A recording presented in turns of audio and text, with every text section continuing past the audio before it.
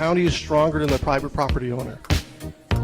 In America, you got private property rights, and you don't have the right to tell him what to do with his property. This is outrageous. Where are the armed men who come in to take the protesters away? Where are they? This kind of behavior is never tolerated in Boracua. You shout like that, they put you in jail right away. No trial, no nothing. Journalists, we have a special jail for journalists. Good afternoon, Yuba Sutter. This is the Yuba Sutter Political Spotlight, high atop Mount Huth over in, wow, are we in Marysville or is this considered We're in Linda. Linda. And or Egypt, as Thomas used to say. Yes. We called it Egypt in the bread business. Was it BF? Egypt or just Egypt? I think you're on the right track there, Jason. Okay, I'll leave that one alone. Well, it's the normal gang today plus two. Tammy, Randy, Tom, and Bill. And we're joined by Wendell Anderson here in the studio, live in the studio. Plus, Chris Starkey, One Eye Blind Media, is actually live doing a Facebook Live here in the studio. Apparently, he wanted to put our mugs out there and so everybody knows who we are, so they know who they're looking at whenever we go around and get you guys, pin you up in a corner and beat you up about politics. Jason is introducing Chris Starkey, but you can't hear Jason at the moment. Oh, yes. He's talking about you right now, Chris. So it's easy to talk about people when they can't hear you. I've never well, done that. And the other reason why he's here, because he needed to test out all the equipment, because we're going to be doing a Facebook Live on election night, and we're having an election night show. Yes, we are. To cover the election results as they come in. 4 hours long. I know. Really? I have to work the next day. I don't. I know. I have to work the next day. And so does too. Tom. Check You it. get up at like 4. 4 in the morning. And I get up at 5.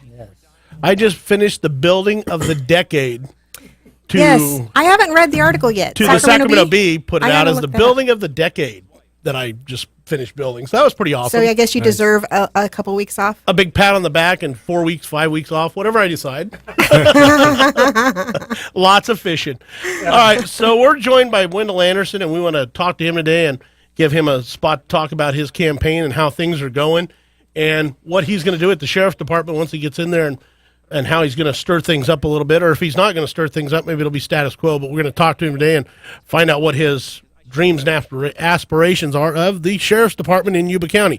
Now, we know, Andy Vasquez, that we don't have a dog in the fight, but we're still going to go ahead and interview the guy. Randy does have a dog in the fight. I keep saying, but he included the whole show, so I got to include the whole show that we don't have a dog in the fight in Yuba County. Sorry, Randy. Well, I got to sit over here and start barking or what? But, you know, we all believe that where we're at, so closely married in the county, that we do have a dog in this fight. So regardless of whether you think so, Andy Vasquez, we're going to still talk about it. And if we're allowed to talk about your county, we're going to go ahead and do that because we can. Marysville and Yuba City are like brother and sister, and that's just the way it is. Or the brother over in Sutter County. Would that be Big Brother? Well, I'll say from a law enforcement standpoint, it's one area. I mean, the river divides the county. We deal with the same people, time in and daily. So, exactly. Whenever they're running from us, they're running over to you. Whenever they're running from you, they're running over to us. So, yeah, kind of the same thing. All right, well, go ahead, guys. I got to get some other stuff queued up, so I'm going to step out here for just a second. Okay, be that way. So, Wendell, we want to give you the opportunity to kind of have the floor for a little bit and give us an intro and give us your spiel. This is your last shot, Sure. I think, before Election Day. No, I appreciate you having me on Yeah. very much. And I like I said before, I don't like talking about myself too much. I'll throw it to you guys to ask some questions or have some discussion once I do that. I'm a lifelong resident of Yuba County. I grew up not far from this radio station and lived there for all my life, up until I was a teenager, and got married to a born and bred Yuba County resident as well, and we raised our kids here. I've been with the Sheriff's Department for over 20 years, about 21 years, and I've worked, every beat that we have. I've worked patrol beats out here. I worked as a CSO. I started as a reserve, and I was promoted up through the ranks to a sergeant, to a lieutenant, and I'm currently in charge of the investigations unit. And with that promotion, the last promotion I had a couple of years ago, it was an eye opener. and just seeing, the budgetary issues, the personnel matters that I just didn't get to deal with as a sergeant and as a deputy. So, it, like I said, it was an eye opener. There's a lot of intricacies involved in the sheriff's department that you just don't get a grasp on until you're at the administrative level. So, being at that level, working hand in hand with the current sheriff and the administrative staff gives me a true appreciation for what they've done. Other than that, I'm open for questions. I'm here to talk and address some issues that anybody may have. Can we get Jason's attention real quick? We hear a radio in the background. What's up with You that? shouldn't anymore.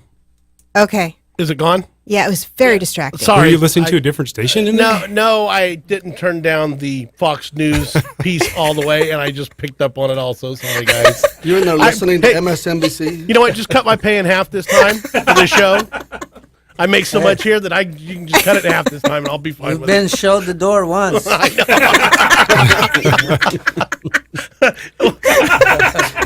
don't even have to come back for that. So are you firing Call me the now? enforcer. So are you firing me now? Do I need to leave now in the middle of the show, or do you want I'm me just saying. do you want me to hang around? No, that's your chance. That's one. Okay. That's one. You'll have to tell the joke Careful, later. somebody's going to have to go in there and take his spot if you just kick him out. That's okay. We got Chris Starkey here, and I think he's got some background in radio. So you probably ought to behave today, because today we would have a replacement. So, Wendell, So- what is a CSO? You said you were a CSO. So a CSO is a community service officer. They're unarmed. It's not a peace officer position. It's actually a valuable position for us. They go out in the community. They can do a lot of different things, from heading up community watch groups to just crime scene investigation, handling calls. And normally the CSOs handle those calls when there's no suspects involved. So cold calls, they'll go and handle those. So community service officer, they can. We have about 6 of them now in our department, and they handle various positions from CCW interviews to handling crime reports. So usually that's older people from the community, or what? No. So that's actually retirees, or- no. That's a starting position, and I think you're referring to the stars. So a community service officer is actually a paid position within the sheriff's department. It's a full-time salaried position that we've had there for years, and it's invaluable to our department. They like I said, they fill in so many different roles for us, and it's a non-sworn peace officer position.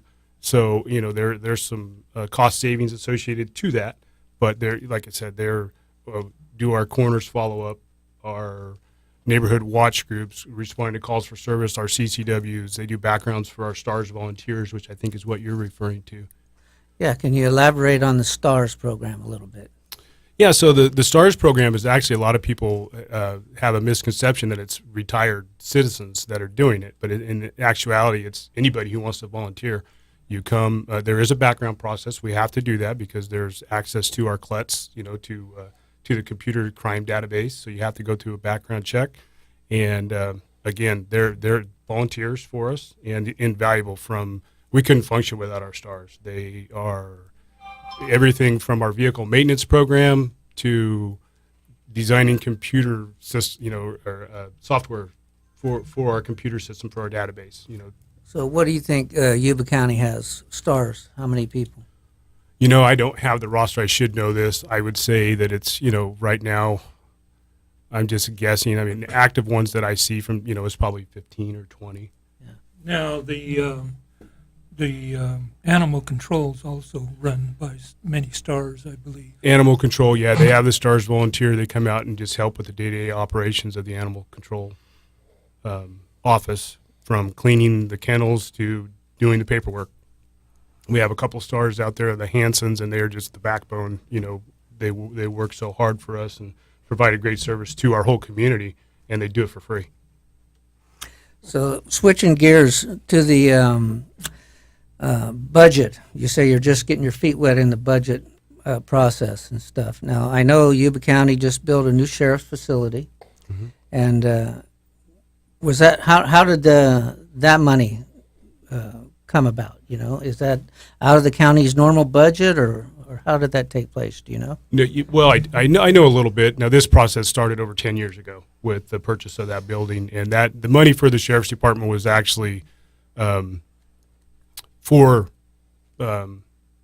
improvements. It's brick and mortar money. That's the only thing that it could be used for. It couldn't be used for our budget. It couldn't be used for salaries. It couldn't be used for equipment. It had to be used for building, for improving, for brick and mortar things. Just the construction. Is that like the gas tax that we got now is only being used to fix the roads? You guys probably know more about that than I do. My road to my house isn't much better than it used to be. Yep. Hey, Wendell, do you happen to know what the sheriff's budget is right now? Right now, the current budget, and give or take a little bit, around $26 million. $26 million. And that's including, there's 7 components to our budget, yes. Okay. Now, does that all come from that ICE jail, or how does that work? Is that a percentage of it, or does that all come from the ICE jail? No, so the ICE revenue, the anticipated revenue for this year is about $6.5 million. Okay. And so that revenue goes straight to the sheriff's department. Yes. And so the rest of that money comes from the general fund, along with some grants, some state money. So you are coming out of about $20 million out of the general fund and other things. Right. But only $6 million of it is coming from the ICE jail. Yeah, and we get, like I said, we get some money through the state, through AB 109. We get money for some, small counties, a rural county grant that we get annually. So there's some monies that come from the state. There's some that come from the federal government. But for the most part, the majority of our budget comes from the ICE revenue and from the general fund. Okay. And that's one thing we were wondering, because we knew that a big portion came from the ICE revenue, but nobody could really tell us where that money was coming from, how much was coming from the general fund. Sure. Well, yeah. So that we get the money from ICE, and that goes straight to public safety. Okay, but Sheriff's ICE Department. is federally funded, right? Correct. Yes. So when you get federal money, are they coming in there trying to lay down the law to you and tell you what you're going to do? They do have some requirements that are more stringent than the ones that we have through the state, and I know that it creates some issues for our staff. That we have to handle those inmates a little differently than we handle the other inmates. ICE is they're in our building pretty frequently. They come and they do inspections, so we have to meet some criteria that that ICE has for us in order to receive the money from that contract. So are they living a higher standard of living in there? I mean, is it 5-star or well, No. Are you, what I mean? are you looking to go, Tom? Is that the deal? No, well, I just want to be prepared if can I make a end up phone there. Huh? You know where you want to go? No, so there's not a higher standard of living, so to speak. Some of them are housed with our local residents. It's just there's some stipulations of things that we have to do, and I'll be the first to tell you that my first priority is to learn more about the jail, because I can't talk in specifics about things that happen day to day in the jail. I've never worked in the jail, so if I'm elected, that's going to be my first thing, is going in there and working side by side with those guys, because how can I tell somebody how to do their job if I don't know what their job consists of? So I just know that there's a lot of concerns and complaints over how we're handling those ICE inmates as opposed to our inmates, and that we can't use tasers on them, just things like that. That's mandated by ICE, that we can't do those sorts of things. Not that it creates issues for me right now, but our jail staff, it certainly does, and I want to go in there and see if how can we be more effective in the jail in regards to the ICE contract. Because I'll be honest with you, I don't know if we need ICE more or they need us more. I mean, they need us as well as we need them, so there may be some give and take. And that's a good way to look at it. I'm glad you said that, because a lot of people running for office don't feel, they always are looking for that extra dollar. And with you saying, what, they need us as bad as we need them, we need to negotiate. That's a good way to be. And I'm glad to see you take that stance of, it isn't just us needing the money. It's them also needing a service that we're providing. So we need to possibly talk about that service. That's awesome. Good job. Yeah. What about your opponent? Does he have time in the jail? Do you know? Yeah, I think he may have worked in the jail when he first started, although I don't know for sure. Just curious on that. Hey, I want to know who got this chair for me, man. I feel like I'm ready to go through the windshield. Is this an ejection seat? Wendell, let me ask you a question about how you feel things are in the sheriff department between. Do you feel like it's a good old boys club like we've been told it is, or is it just a deep brotherhood? You know, I'm so tired of hearing the good old boys club. I can't tell you. No, you know, we try to foster good relationships within the sheriff's department, and I think the good old boys club is something that I'm not privy to. I'll tell you that the people that I'm close with at the sheriff's department are like-minded like me, and that we go to our annual Christmas party, we go to our barbecues, we try to foster those relationships, and try to create a family atmosphere for our deputies. The good old boys club, I've heard that, especially over the last few weeks, time and time again from certain people. And now that, to me, it's ludicrous. The good old boys club, if you want to call the good old boys the ones that work hard and dedicate themselves to the community, then I guess I'm a good old boy. But, I genuinely care about this department. I care about the community. And if that makes me a good old boy, I'll wear that proudly. Well, when I was told that, it kind of struck me as a little odd because I've never heard anything negative about the Yuba County Sheriff. I've not heard nothing but good things about Sheriff Durfer, and I've got a brother that's been in law enforcement for over 30 years, and I talked to him about it, and he said that a brotherhood as tight as you guys can become gets misinterpreted as a good old boys club. Well, that could be, and like I said, I try to go to every event that we have at the Sheriff's Department, whether it be a retirement ceremony, an award ceremony, a swearing in, and, the people that are calling it a good old boys club aren't there. So, I think that, that's a term that was used pretty recently. To me, it's a campaign ploy, and it's something that's being used, and to me, it's just untrue and well, I feel ridiculous. If you depend on each other to stay alive, absolutely. You better be pretty tight. Sure, and I'm not saying that we don't have some work to do. We need to improve our morale, but then that's how we're going to do it is by being tight knit, by having family involved in our barbecues, whatever it may be. But as far as being a good old boys club, it's that's ridiculous. I was at the Tea Party meeting that you were at, and when you guys did your forum, and there was a lot of questions centered around one fire captain, I guess, that asked a lot of questions. They asked a lot of just, I don't know, leading questions, or I don't even know what you'd call them, but they were very finger-pointing questions. Is there any of that stuff you want to go over? If not, I'm good with it. I'm just asking because I know there was a few people there, and it kind of just painted a light of what was going on, I think that was an ambush that didn't work. Exactly. That's kind of what it was. And right. if you don't want to bring it up, I'm good with that. I just wanted to know if you wanted to clear the air, we're totally your mouthpiece to do that right now. The only thing that I'll say is that, over the course of the years, we've had good working relationships with every agency within the county. But that's got to come from both sides. Exactly. The department's heads have to be able to communicate because we're all here for a common goal to protect and serve the citizens of this county. And if there's a department head that can't work with anybody else, maybe there needs to be a change there, because a lot of times it's always somebody pointing their finger saying, you guys. Maybe they need to look in the mirror at themselves. Well, and that was one thing I wanted to bring up, which he beat you up about training. And with his training, he canceled the last training that you guys had scheduled. Right. He was the one who canceled Sure. it. So I just want to kind of throw that out there that, it's not always as it seems. You need to get both sides of the story before you start making decisions. Well, and the timing of it, I think, was bad because it was campaign time, but that was a request that was made through their agency from one of their firefighters, and I set it up. I wasn't going to be there. I wasn't going to go to the training. I set them up with our subject expert on that, that they wanted training on. And all I did was, get them to trade emails. And it's unfortunate that it was canceled. Yeah. Well, and that's something I just wanted to throw that out there because I didn't know if you felt comfortable bringing it up or not. Yeah, I've got no problem talking about it, okay. but there are more important and better things to talk about than that. Perfect. Sounds good. I just want to throw it out there. I got a question on the Fourth Amendment. He's got his Constitution out, people. The Fourth Amendment of the U.S. Constitution, and the U.S. Constitution is the supreme law of the land.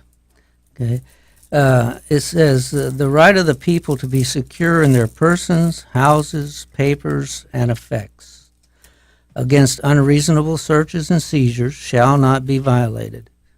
and no warrant shall issue but upon probable cause, supported by oath or affirmation, and particularly describing the place to be searched and the person or things to be seized. So in light of this Fourth Amendment, what is your thoughts on these DUI checkpoints? And does the Yuba County Sheriff's Department get involved in DUI checkpoints? Are they fishing expeditions? Well, I don't know if they're fishing expeditions. They're certainly, they're broadcast in advance. So, I don't think they're fishing expeditions. I think it's to keep the public safe from those who drink and drive. And if you're going to drink and drive, maybe read the paper, because they're announced ahead of time where they're going to be. So, and as far as us being involved, we haven't been involved with them recently. We have in the past with Avoid the Nine, which is a grant that was offered. It was run through Marysville PD, and we were asked to participate in those from time to time, but we haven't done that in a while. So currently, no, we're not involved with those checkpoints. I don't think it's a fishing expedition. Like I said, I think it's it's case law. I know you're talking about the Constitution, but I'm going to case law, which is California case law that we're subject to as law enforcement agents in California. That's how our policies are written. That's how our training is done, and our penal code is written based off of case law. So case law has said it's legal, and I support checkpoints. I support them. They give them outs. If they're fishing expeditions, if it's a fishing trap, we have, according to case law, we have to give them exits. If you don't want to go through that checkpoint, you have a right to turn and leave it. And so if a person exits, are they going to be followed? No, I mean, that's a good question, right? No. I don't know. I mean, you're talking more in the realm of the California Highway Patrol and the city cops and the sheriff. I have been involved with those over the course of my career, but not in quite a while. But no, I don't think, unless that person is exhibiting signs of being under the influence, that they're going to be followed. Yeah. So personally, I don't drink. I don't, so I don't have a dog in the fight, so to say.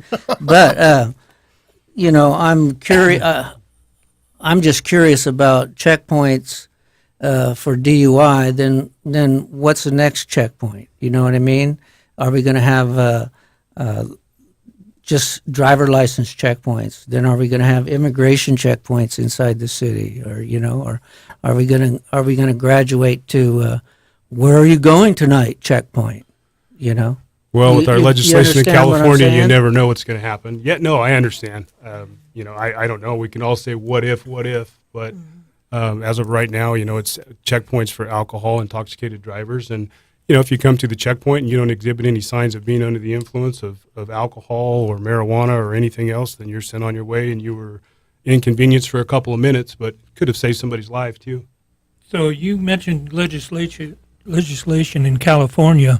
There's a lot of legislation in California regarding weapons that is not clear to me, because the Constitution is very clear when the statement says, shall not be infringed. And I asked Tang the same question. That's pretty clear to you, isn't it? Shall not be infringed? Absolutely. Yeah, okay. But don't you feel like our rights have already been infringed? Oh, certainly. I mean, I think that personally speaking, my humble opinion is that the California laws regarding firearms, ammunition is too restrictive. And, I'm an avid outdoorsman. I like to hunt. I like to fish. I like to shoot.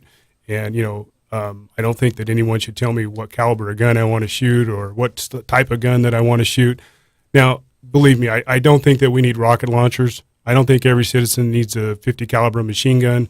I fear, extremists from both sides, to be honest with you. I think, being in the middle somewhere, is the answer. Like I said, I've never owned an automatic weapon in my life. I don't have a silencer. I don't have a need for one.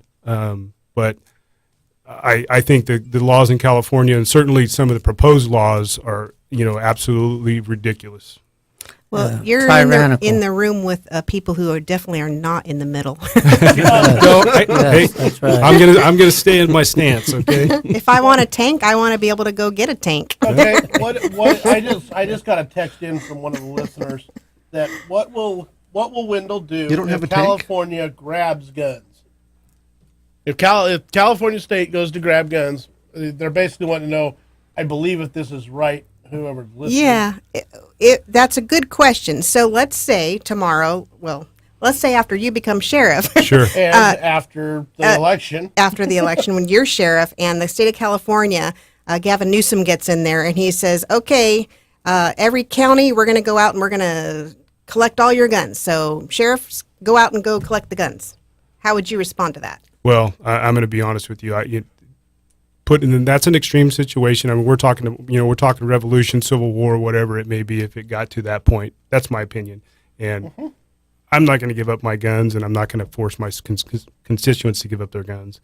And if a law came down like that, I would have to defend the Constitution and the citizens of my county. We'll be standing on the county line with you. Yeah. Well, I feel that especially people here in the North State and, citizens all the way across the state, they believe in the Constitution. I believe in the Constitution. I believe in the Second Amendment of the Constitution.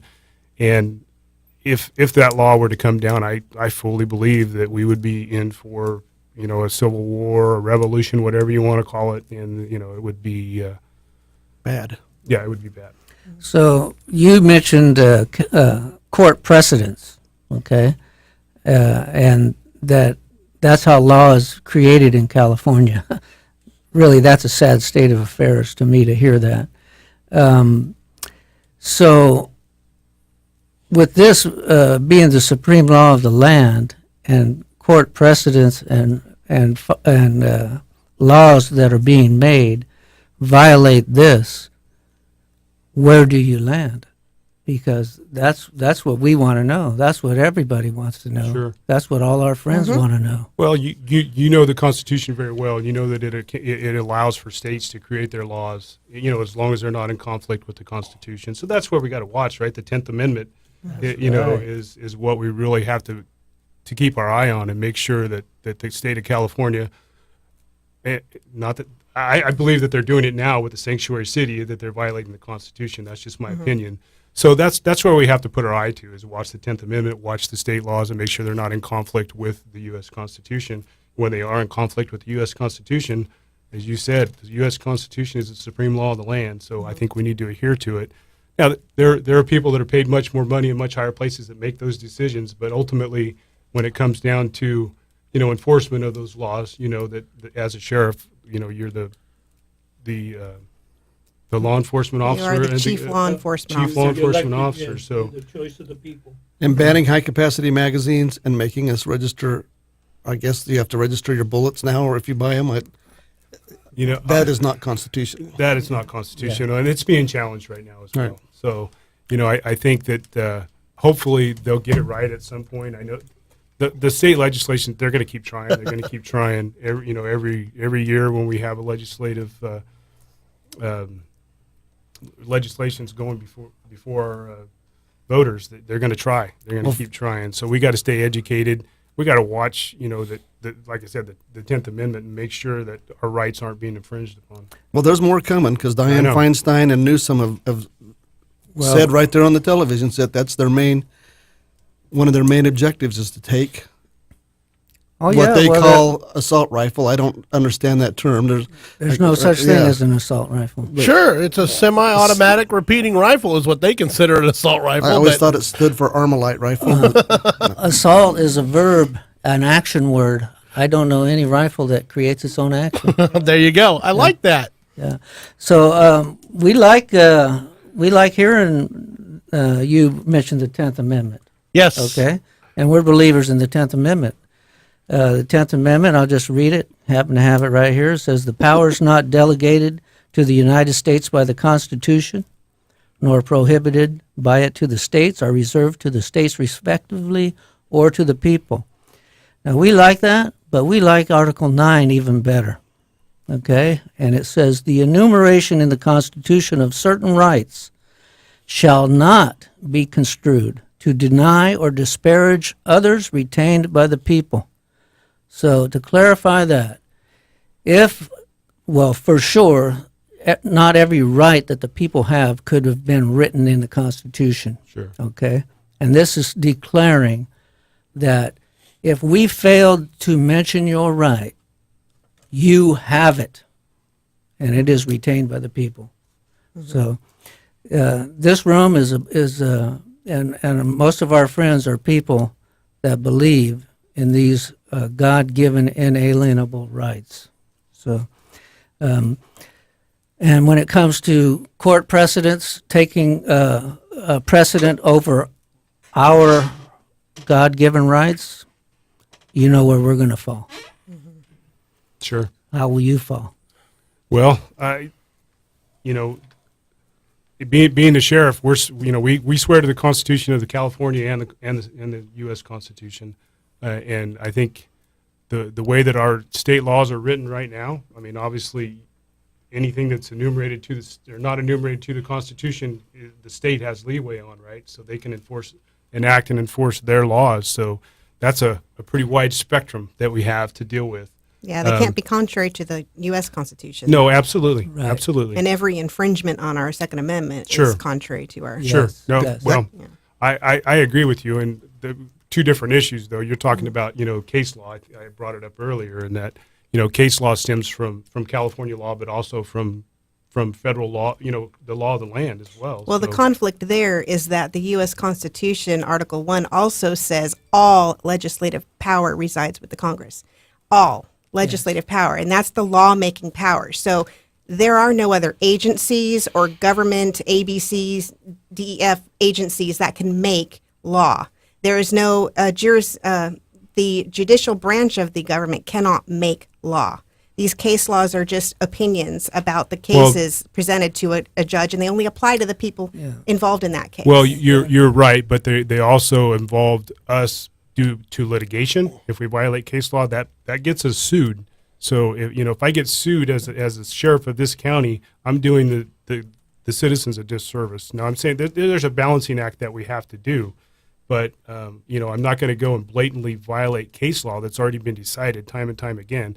To put my county at risk, in peril of a lawsuit that's going to cost millions of dollars. So I think we need to balance the two, which we've been doing for a long time. There are some laws that come down that, the Second Amendment violations. Those are big ones, and those are ones that, I'm not a legislator, so I Will you stand with the person, or with if there's a conflict between a person's God-given inalienable rights and case law and state law? As the county sheriff, your job is to interpose for the people. Will you stand with the people? Absolutely. And you know what? Case law changes daily too. So I mean, it just, these are hard questions because there's so many different circumstances surrounding each one of them. It's almost impossible to say, yeah, I would do this and do that, because it depends, right? It always depends on the circumstances. It always depends on the law. Unfortunately, here at the Spotlight, we don't throw softballs. Yeah, no, that's, you know what? I appreciate good conversation. And when, it is. When you And- get your Bill of Rights deep down in your soul, then you'll know what you have to do as a man. Sure. Well, it just comes down to doing the right thing. Whether you're a religious person, religion, doing the right thing to me is the same thing. I've always believed in doing the right thing. I believe in, treating people with respect. I believe in treating people fairly, and I've always, over the course of my career, I believe that's why I've been successful, because I've always treated people with respect, and I've always been fair, whether it be with the law or the circumstances. The question that came up at your guys' meeting was the spirit of the law versus the letter of the law, and I believe deeply in the spirit of the law. I think the letter of the law, is, it's black and white. But the intentions behind those laws are what we need to focus on as law enforcement peace officers. How's that? I like that a lot. Well, it is important. I've got to pay some bills. We've got 4 more minutes. So I'd like Wendell to close us out and give us his closing statement. And then if you guys got any more quick questions, because I need to, we've been into it 45 minutes. We were supposed to have him here 30. Well, it has been. We started at 5 after. Okay, well, that's fine. I don't want to push, but it's been very good conversations. I haven't wanted to stop it. But if you guys got anything else, I need to wrap it up in about 4 minutes. Okay, then we should have Wendell. You can take the floor and whatever we didn't touch on that you want us to know about. No, I think just the election's coming up in 2 days. Just be informed. Don't take the good old boys thing, for example, is just one of those things that that's being used as a campaign tool. If you want somebody who's dedicated, who's hardworking, committed to the sheriff's department, committed to the communities in this county of Yuba, the U.S. Constitution as well, vote for Wendell Anderson. I've got the background, I've got the relationships within the community, with other law enforcement agencies, to move on from where Sheriff Durfer has taken us and improve. There are a lot of things that we can improve on. There are a lot of things that I can do to benefit the citizens of Yuba County. We need to get back to community policing. We need to get back to having neighborhood watch groups, having people in our community who are vested in our sheriff's department and their sheriff's department, because that's what it is. It's their sheriff's department. No one's going to work harder, and no one's going to care more for this county than I have. I've devoted my life to this county. I've lived here my entire life. I raised my kids here, and I truly feel that I care for this county, and I'm going to do what's best for it. So, leaves you 3 more minutes for a question. I'm done. I just wanted to ask you, what really made you want to go after this job? Were you pushed into it, kind of? Did you just want to from? Well, I wouldn't say I was pushed into it. So over the course of my career, I mean, I've always been a leader within the department, even when I was a deputy. And it's not because I demanded to be a leader. It's just I've tried to lead by setting the example for people and working hard, being dedicated, and the last several years of my career, I had a lot of my peers, a lot of my subordinates who have approached me, and knowing that Sheriff Durfer was going to be retiring, and asked me, that if I had thought about running for sheriff. And to me, it wasn't so much as being forced; it was a matter of I feel like we have some big shoes to fill, and I think I can do it. I think that I'm the person to do it. I think the men and women of the sheriff's department will follow me, and it's not something that I've aspired to do. And that's important. It is. It's important to have, to have the following, to have a shared common goal with the people that I work with. And that, I think, more than anything, has prompted me. It's pretty humbling. It's been a humbling experience. I've gotten a lot of support from my peers, from my subordinates, and my supervisors, and I think it was more of, if I'm not going to do it, who's going to do it? So. Well, I think we're in good shape with you and Brandon Barnes as our two sheriffs. And you've worked with Brandon, correct? Yes. Quite a bit? Yep, for over 20 years. That's awesome. So you guys could bounce back and forth questions and things back and forth, what you're doing, what you got going on, what he's got going on over across the river. That sounds like a good pair. It sounds kind of like what we have now, Right. with the sheriffs we have in office now. Sure. I feel like they're, every time we have them out or see them out in public speaking, they're usually together. And at a forum or something, and they always seem like they get along really, really well. And I think that helps because we are just one big community, regardless of what Andy Vasquez says. You know what? Absolutely. I mean, we, the working relationship between Brandon and I would be, as strong as any. That would be awesome. I got a question. Are you going to continue, or because we're tired of hearing the public agencies, cry for more money. So how are you going to handle it? I mean, you asked me about if I support a tax or not. Is that what you're? Well, I mean, don't you think we're? That's where he's going. That's where he's going. Yeah, well, don't sugarcoat it. We don't want any more. We don't want to be taxed to death. We're already taxed to death. I'm going to tell you, I'm right So- there with you. I get the same stuff taken out of my check, and anytime as a voter in California for the past umpteen years, the last thing that I want to do is pay more taxes. Usually, when I see a bill that has taxes imposed on the citizens, I'm opposed to it. Now, do I support the tax? I don't know enough about it yet. I still need to learn more about it. I'm to the point because I'm a citizen of Yuba County as well, and I pay my taxes here as well. And nobody can raise our taxes. Okay, it has to be voted on. So I think it's it's about priority for everybody personally. How they feel. But, I don't know what the budget's going to hold for the next several years for Yuba County. It's pretty daunting. I mean, looking at the budget, just because of the tax base that we have, the revenue that we have in the county is challenging. So I don't know if I support the tax or not yet, but I'm going to learn as much as I can about it and look at every option that we have, try to, save as much money as I can in within the department and every position that we have. And, so I don't know yet if I support it or not. I'll end with this for me anyway. I support a tax to help generate more income for me personally and my business. I want a penny what out of it- everybody, out of everything that everybody Wouldn't spends. that be nice? Huh? Yes. All right, we really got to go. I got to wrap this up. I got to pay some bills real quick. Thank you for coming out, Wendell. We greatly appreciate the time.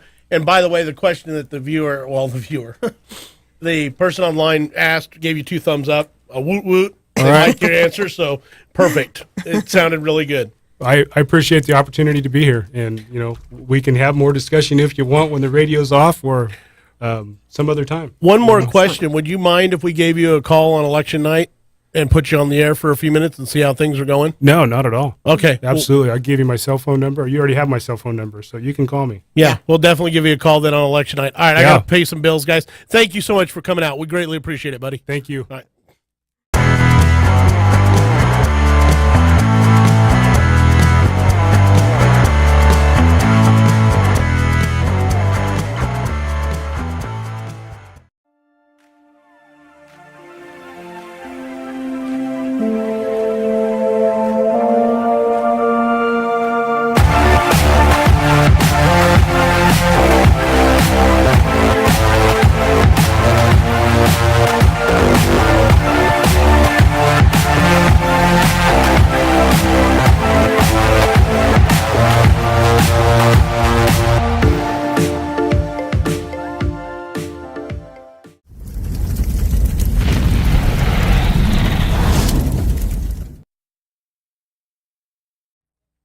This is Yuba County Sheriff Steve Durfer. I fully endorse Captain Brandon Barnes to be your next Sutter County Sheriff. I've worked with Captain Barnes for over 20 years. Brandon is a graduate of the prestigious FBI National Academy. He was our former SWAT commander and chief of investigations and now holds one of the highest positions in law enforcement as jail commander. He leads and manages a staff of over 80 personnel and an inmate population of almost 400.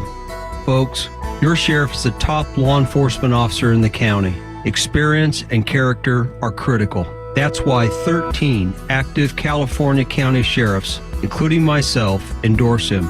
I am beyond confident that Captain Barnes has the skills, the temperament, and the vision to lead Sutter County. I believe this is the most important vote on your ballot. I encourage you to vote Brandon Barnes for Sutter County Sheriff. Paid for by Brandon Barnes for Sutter County Sheriff 2018. This is former Yuba County Sheriff Gary Tyndall. In my 40-year career in law enforcement, all 3 of the candidates for sheriff have served under my command. I can honestly say that Jeff Pierce is the best and most qualified to be the next Sutter County Sheriff. I agree. This is former Sutter County Sheriff Jim Denny. Without question, Jeff Pierce is the right choice for sheriff. Jeff has the experience needed to run the sheriff's office, tackle homeless problems, defend Second Amendment rights, and keep our families safe. This is Sutter County Under Sheriff Jeff Pierce. I am honored by the support of retired sheriffs Gary Tyndall and Jim Denny. I am also proud to have earned the support of our Sheriff Paul Parker, Sacramento Sheriff Scott Jones, former Sutter Sheriff Art Brandwood, radio host and former Sheriff John McGinnis, and retired CHP Commissioner Maury Hannigan. More importantly, I am asking for your support because as Sheriff, I will work for you. Paid for by Pierce for County Sheriff 2018.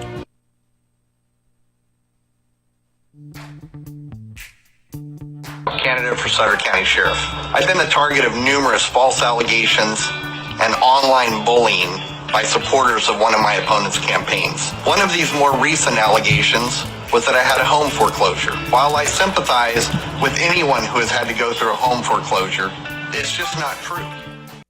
If you see something online, don't repost it, don't retweet it, don't believe it.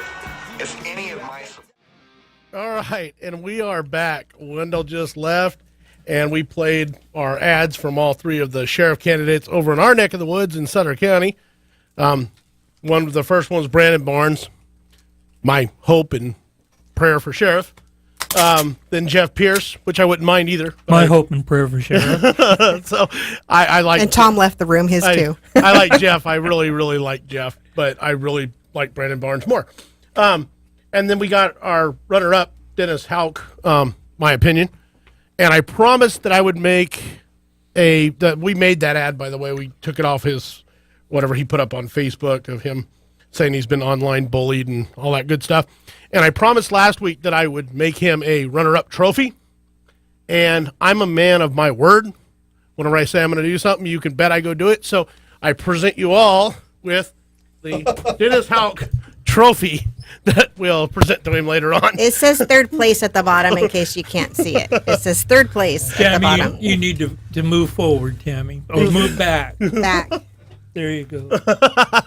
That'll give him a clean shot. Can you zoom in on it? So, anyways, and we're joined by Chris Starkey from One Eye Blind Media, who came up with this wild idea to get us out there and get us our picture out there on Facebook and get us a Facebook Live. How's everything working, Chris? Can they actually hear me now, or am I still just the silent man? Yes, you can hear? Oh, yeah. Okay. I got a big thumbs up from Chris over there in the corner, so I guess you all can hear me now. You can speak. Can you see Yes. him? Can you see him in the booth? I mean, through your Facebook. Yeah, we can actually see him a little bit behind the signs. Woo! We don't watch that window on purpose. Hey, that's why I don't do TV, man. You have a face for radio. Yeah, exactly. And it's even worse. You guys don't even want to look at it. You put me back here in this little room. So Well, that's kind of, sometimes you bounce off those padded walls in there. climbing the walls. So if you folks who are normally seeing these lives are used to or hate seeing my face, just think about this. They did us all a favor and put Jason in the other room. Yes. Roger that. So, anyways, we just had Wendell Anderson on. I really liked Wendell. I liked what he had to say. I wasn't too keen on where he was going with the case law stuff. But here's the thing, and this is what I told him when he left: is he was very grateful that he had the opportunity to come talk to us, and he wanted to make sure that we were, on board with what he had to say, and if we had any more questions. And I did tell him, I said, what it expressed to us is you're very open to dialogue, to discussion, and I feel comfortable enough now to where I can go have a further discussion with him, and he's open to it. He's reasonable because, he wasn't as. I don't think anybody's where we are with the Constitution. No, but they should be. As long as he's open to getting there, we can work with that. Well, He's got the right mindset. Remember we had Brandon Barnes and Jeff Pierce. Go Jeff. Go Barnes. They both came to our Constitution class, and they both were very happy that they did.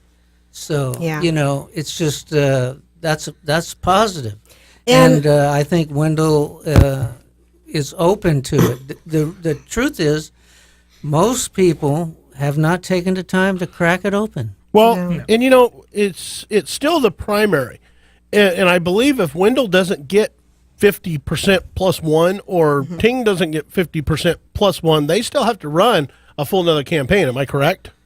I'm not sure. I think they do. But to have an exact tie out of two candidates is going to be hard to do.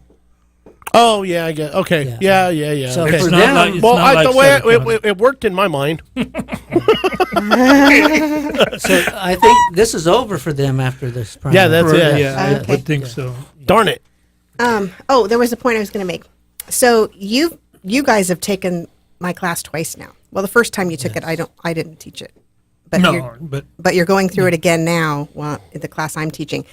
And what I hear in my class all the time is, how are they getting away with that? Why don't they know this? How does this happen? Well, one of the statements he said is why it happened. He was explaining that, there's this case law and, the county could get sued and I have to look out for my constituents and I don't want to, the county to be sued. We understand that, but that's why we're out there trying to educate the people on what's in the Constitution because it's been forgotten. Because we want those boots on the ground to be able to stand behind our sheriff and encourage him to also know the same document and to know what his parameters of operation are and to be on board when he might do something that could potentially lead to some lawsuit. Right. His job, he's not elected to preserve and protect the county.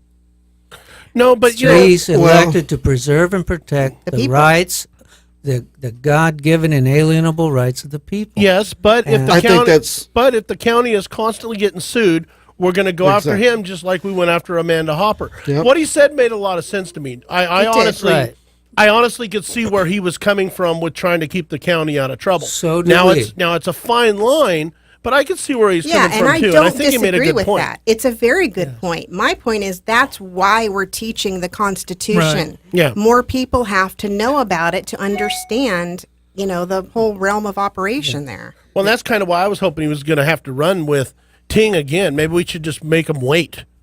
We're the people, right? And because I would like to offer up the Constitution class for him. It's not going to be that easy. And I think he's talking about the county as his constituents. Exactly. I actually really liked what he had to say. I did too. I really liked the I would vote for him before I would vote for Ting. I mean, I like Ting, but this guy sold Ting, me. It's Tang. Tang. Okay. Sorry. It's not Tang, it's Tang. Okay. Sorry, guys. Whatever the other guy was, I would vote for Wendell. Mr. Seychow. Yes, Mr. Seychow. Yeah. I would vote for Wendell right now. I liked his what he had to say. I really liked it. I mean, it sounded good, and I think he's a true shooter. He sat there and looked me eye to eye, and I just felt comfortable with him, kind of like I do with Brandon. For me, I say the jury's still out. Yeah. Okay. Well, it won't be here for two more days. I mean, if I was going to vote in Yuba County, which I'm not, but so I would have liked to have heard a little more from. You're not going to vote in Yuba County? Oh yeah, when I'm done in Sutter County, I'm going to run over to right Yuba. over there. Yeah. Well, I think they're having a bus for that. Somebody said they'd put you on a bus and bring you over here. Well, you asked me at the last show if my mind was made up after Tang was here. My mind now is made up. Yep. Wendell Anderson seems like a absolute stand-up man. And believe it or not, Randy does have a dog in this fight Yes, and will do. get to vote. So there you go. There you have it. That's our Yuba County vote, apparently, for Wendell. Turn around there and smile at the camera, Randy. There you go. Whoa. What's that crack across the lip?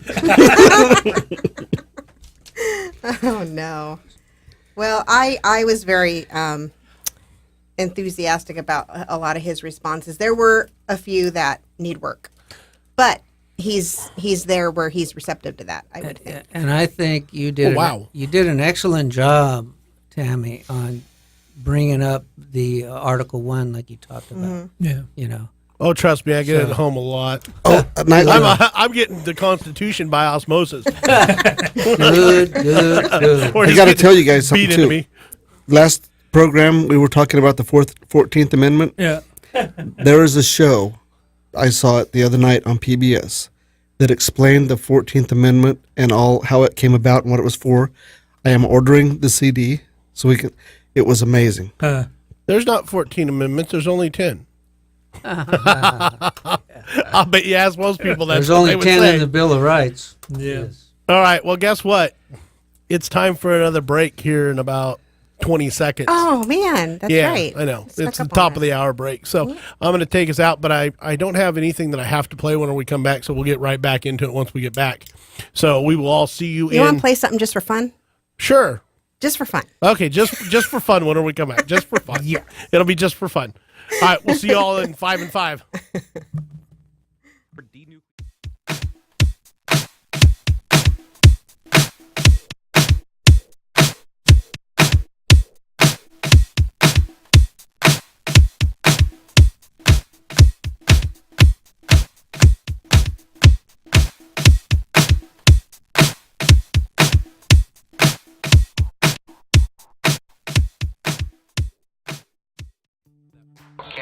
Sutter County Sheriff. I've been the target of numerous false allegations and online bullying by supporters of one of my opponent's campaigns. One of these more recent allegations was that I had a home foreclosure. While I sympathize with anyone who has had to go through a home foreclosure, it's just not true. If you see something online, don't repost it, don't retweet it, don't believe it. If any of my... It looks like I don't know what kind of shuffle in there, but you guys Put Tom in the big boy chair. Musical chair. Wow, that was awesome. Tammy needed a new chair, so I'm Hopefully- back to the windshield chair. hopefully Chris got that on the live, 'cause that is exactly what we deal with in this place all the time. Well, this chair is like I'm wobbling back and forth. Yeah. I'm not going Don't to say drink what kind before of you chair come. it is. Don't drink before you come to the radio station. Well, I wanted Wendell to have a good chair, so I took the bottom of the stack, bottom of the heap chair. Well, has anybody gotten a mailer in the last day or two in the mail? I wished we would have kept the stack because so I brought in my stack that just arrived in my mailbox, and this is only part of it because this is part of it here. We divvied them all up so that we'd all have campaign flyers to talk about. Jason's got some in the other room, but literally the stack was like you can measure it in inches. And that's from like the last 3 weeks, to be honest. That's from the last 3 weeks. But the last 2 to 3 days, wow. Oh my gosh. It's like the candidates forgot people voted by mail. Yeah, and people are paying a lot of money to get these jobs. Boy, aren't are they ever. There must be Yes, some they are. there must be some perks there somewhere, Yeah, you would boy. think. But yeah, it's pretty interesting to see how much money flies around. I'd really like to know how much of this stuff is being printed local and how much of it comes from out of town and whatnot. Because whenever I ran for city council, I made sure we kept it all in the city within the city limits. Because you know what? I mean, that's a good way to provide for our people in this area. And I just hope that the candidates are thinking about that a lot of local people are donating a lot of money. And if they can keep it local and give it back to the people in the community, it makes a big, big difference. It really, really does. Hey, that's You still got all those signs, right? No, I gave them away. Did you? Yeah. Darn. But I can print up new ones. They said I needed a logo change. So, yeah, if we're going to run, we're going to have to print up new signs, which, well, don't know. Just keep informed. I'm looking through these. Be afraid. Through Stay all tuned. these flyers for political office, and I got to say, politics makes strange bedfellows. Because I see people supporting people that I thought, what? Yeah, or on the same mailer list Yeah. that they paid to be on. And you're going, really? Personally, I would never want my picture on the same flyer as Dianne Feinstein. No kidding. No, thank you. Who's got that in their hand? Let me staple my feet to the floor. The only, Is that you, Bill? the only thing her picture should be on is I a milk have Chris carton. Carlos, and he's with nobody. This is his own with What I paid like for is by his less politics and more service. what I like is I got one here that says qualifications. I didn't know living in Yuba Sutter, a lifelong Yuba Sutter resident is a qualification. Well, when you don't have a lot to draw from, you got to go there. You got blank spots to fill in. Not picking your nose is a qualification. I mean, okay, well, Is a nice guy listed on there? I'm sure it is. Nice guy. That's probably number one. No. Lifelong city resident was number one. I don't know. I'm looking at a bunch of them now, but it's amazing to me what some of them find too. Oh, refuse to engage in dirty campaign tactics is another qualification. Really? Yeah, that's a qualification. So, Does bad mouthing somebody and walking out of their meeting when you're invited, is that a bad tactic? Is that a qualification? Is that one on the list of qualifications? How about trying to draw a connection between a Tea Party leader and a KKK yeah. Oh, leader? that's got to be How a about drawing that? qualification. Trying to falsely draw that connection. well, That's Hey, now, politics, man. You're not politics. You're not bad mouthing an internet sleuth. Check like it out him though. now, are you? We just played that radio ad that I put together for Halkin. It's not endorsed by him, obviously, but the fact is I put it together for him, and you don't want to believe what you see on the internet. You don't want to retweet it. You don't want to repost it, but you can believe everything you hear on the radio. How about this? Of course, the Didn't you get that FCC would off not of let the us internet? lie. What's that? Everything on the TV, right? Yeah, It's believable. everything on the TV. Speaking of that, Yeah. especially the news. A little birdie told me that the Yuba Sutter political spotlight may end up with some sort of Facebook TV show. No. Oh, I hear that they're putting a studio together now. Well, we are the Facebook, the Yuba Sutter political spotlight, but we may be putting a studio together to do the news all the time. Yes, but the fishing room has to be deconstructed in order to construct a. We're going to turn it into radio a chicken booth. egg room. Chicken egg room. So you never know. Who else has a fishing room in their home? I do. Oh, of course, Randy does. I promise you. Randy guided for a while, so of course he has a fishing room in his home. You only have one? You should have asked that question. It's Tim. now a 8 by 40 foot Connex box. I can put Walmart or any of those to shame. So yes, we may actually be going live to where you can see us all the time. And we may be doing it more than one day a week. Really? Watch out! Watch out! Because I don't have enough to do. Watch out for the gubernatorial race because it could get really fun. Now, I got Burt Manuel's flyer in my hand, and it looks good. You know? I like this flyer. So it shows his family. He talks about himself and what he's going to do and his ideas, and shows him on the old farming tractor. Kind of like this one? Looks pretty clean. Who's that? Who do you Mike have? Ziegenmeyer. Oh, yeah. That's who I like. He's got the family. Yep, he's got the family on there. I think Talks a about very what he's going to successful do. businessman. We're all putting our plugs in here. Well, I like. Well, check it out. Check out what I'm holding up. I got a Brandon Barnes one. That's We're talking about that's a supervisor for sure. right Jeff Pierce one. Oh my gosh. But check out my Brandon Sorry, Barnes. Jeff. Oh, wait. Look. Okay, I Brandon can Barnes. see your Brandon Barnes. Okay, and you're going to raise it with I'll what? take your Brandon You know Barnes. I'll what? raise you a Brandon Barnes plan of action. You're going to have to stand up to show that because Tammy's head is right in the way. Oh. But that's okay. She can be in the way. It's got his family there. Very- But check this out. His endorsements. Everybody is in a sheriff uniform. Brandon Barnes. Everybody. That's what I want.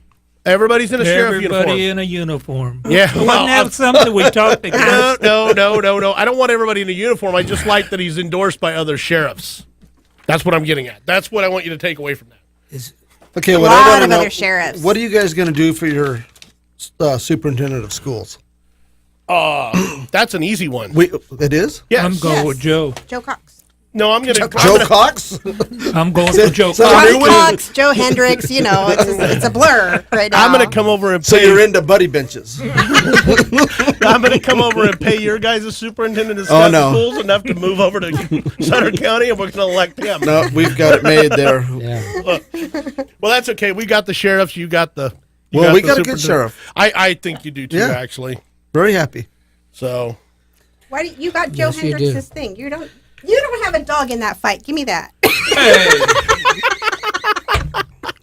You don't have a dog in I that don't fight. with Mr. Ziegenmeyer either, but I like him. Oh, that's right. Well, I like Burt Manuel, and I have his Facebook page pulled up on my. I like Bert. Oh no, this is just his website. But I really liked what he had to say about all the fiscal issues. He had some really good ideas about how to come up with more money without going to the people with his hand out. He was being very smart about where to go to balance the budget. Yeah, and we had a candidate talk about going and asking the public if they wanted to donate. Who was that? Do you remember that? Oh, That was. I think it was Tang. That was Chang. Yeah. That was Tang. Yeah. He actually came up with that no, idea. no, I thought that was a great idea. Yeah. Form a You know, 501(c)(3). instead of at the barrel of a gun, you can say to the people, I'd like to do this, and would you like to help? Mm-hmm. What about Bert? That's a novel idea, isn't it? Isn't it? Wasn't Bert wanting to look Don't at you why want we got safer streets? Wasn't Bert wanting to look into why the doctors were making $500,000 a year? Yes. Yeah. Yes. That can hire a lot of line staff. And one worked by Skype. Yes. Oh boy. Well, what I liked is who were you talking to? Wasn't that District 3? That was District 2. 2. District 2. My supervisor. Yes. Who is he? His name is Flores. Oh, yes, that's it. Dan Flores. Yeah. And he knew that they had 6, but he wasn't aware of 8, so he doesn't know who they're paying over there. They're just handing out $500,000 checks. Yeah, well, the extra 2 may have been the $100,000 a year. Well, I could use an extra $100,000 know. a year. You could throw it my way. Hell, I can bartend and be a psychiatrist for that. Multitask. But then you might actually earn it. So maybe the program is to keep all the people. I mean, these guys, these psychiatrists are helping who? Those that are on welfare or what? Themselves at $500,000 a Oh year. yeah, I know. I mean, but who are they talking to? I mean, is not the personal psychiatrist for the board of supervisors, is it? It may be. No, I think they're the mental health where If we do Okay. homeless TV people maybe. broadcast, they I may don't know. need it. Who goes to the mental health facility? Yeah. Whoever goes to the mental health facility is who they're helping. Well, what separates you from getting the $500,000 guy or the $100,000 guy? Depends on if you bring your own clothes or not. I mean, I don't know. I hate to make fun of it, but it just seems outrageous to me It that they've got is six of them. outrageous. Oh, well, maybe 8 that they don't really know about that are making that kind of money. I mean, who is signing on to this? Well, there's 5 of them. I'll give you a clue. It's outrageous. It's outrageous. It's outrageous. Well, That's the it's only bottom money. line. It's only money. We'll make more, and we got to pay taxes, so it's all good. Well, we're looking forward, and I know the committee, the ad hoc committee, or I don't know if it's ad hoc, but the committee on the homeless is talking against the Church of Glad Tidings. But I'll tell you right now that if you want results, don't stick them back into the system. Send them out to the church. Yeah. You'll get results. Well, You'll get results with some, and then there are some And that there's just some that won't, but the Yeah. church will weed those out. yes. And they'll weed them out I now. believe you're right, 100% on that. and they'll Bill. do it for a heck of a lot cheaper than Oh, $400,000 a year. Yeah. I guarantee that. Yeah. big time. So we've got the election coming up in 2 days. 2 days. And we're going to be back out here live for 4 hours, 4 hours. 8 to midnight. Tammy's, We're going Tammy's to have slapping herself on the head roving again. reporters. We're going to send Tammy home at 10. Yeah. Thank you. No, Then the she's going to monkeys have can to play. stick it out. Well, check it out. The reason I did that is I'm off for the next month and a half. However long I want to be, I'm off because I just finished up the building of the decade. That's right. In That's the Sacramento. Sacramento Bee. Yep, in the Sacramento Bee. I finished up the Yeah. building of the decade. Yes. You could- And it's not slander. It's not BS. Go look it up. You could relate some of the trials and tribulations you went through. Whoa. You're trying to finish it. Oh, you You did wanna- want to go through some of that, but I'm much better now. The Xanax and all that other pills that they gave me by the There you handfuls, laid it right out, and I'm good now. I'm mellow. Woosah. they started issuing those at the building department now, don't they? Yes, they do. With your permit. You guys would not believe a $60 million building was going to sit empty because I didn't have a stop sign sprayed on the alley concrete. The word stop. Yeah. Yep, the word stop. They were going to hold it up. Well, yeah, you know how I am. I'm not one to take something lying down, and I'm not afraid to poke it with a stick. So I went down to the building department, went poking people with sticks all the way up to the public works director, and guess what? My building was occupied. Yeah, and rightfully so, because all it was a power ploy, wasn't it? That's it. Nazi, yeah. Well, I upset my inspector because I told him that I was going to pour that alleyway on Memorial Day, and he did not like that. He says, "No, you're not." And I said, "Well, yeah, I am. I promise." And we did, and yeah, it was all bad. But now you have the only alley in Sacramento that's striped. Yes, I That's do. right. It's The only one. I have the safest alley, only to be duped by the building of the decade in Sacramento. So, yeah. Two prestigious awards in one day. Oh, that's too much Well, fun. it had to have a special alley because it's a special feat this building is. So we got to stripe that alley. Yes. So we striped the alley. We got our CO, certificate of occupancy, and we have people moving in there right now. So I hope they're happy. I hope they enjoy the building. And now I'm going to build the second. Be sure you stripe the alley next to it. Oh, don't worry. We're going to stripe Do that first. We're going to stripe the dirt out there right now. We're going to bedazzle it. Hey, so I got a question for you. Yeah. After dealing with all these public servants, how was your? They don't know their servants. He was dealing with the officials. They believe that they're the official and I'm the servant. Make no doubt about it. Mm-hmm. But you got to get in there and really root around with a stick, like poke them in the eye, and get them really stirred up to make them understand that they are the servant. And you got to go pretty high up the ladder to get that. I mean, literally almost all the way to city council, and have the city council sit down and read the Constitution and say, that the power is to the people. And we elect you guys. And believe me, elections are coming up.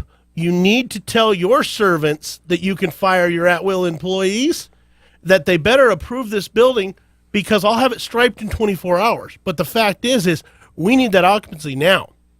And it's amazing to me at how once you get them to understand that their election is on the line, and this is something we can take for this next city race that we got coming up here, that once you make the city council understand that the city manager and the top echelon of the city as at-will employees and they can fire them, and we elect the city council, it takes on a whole new meaning of that stick that you start poking them with. It gets a pretty sharp point really quickly. And it's pretty sad that you have to use the stick. Yeah, it is.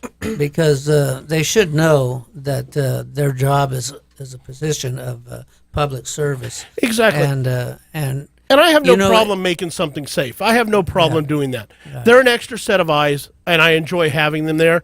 And, we need to have as safe as building as we can. I understand that. I get that. It isn't about being unsafe.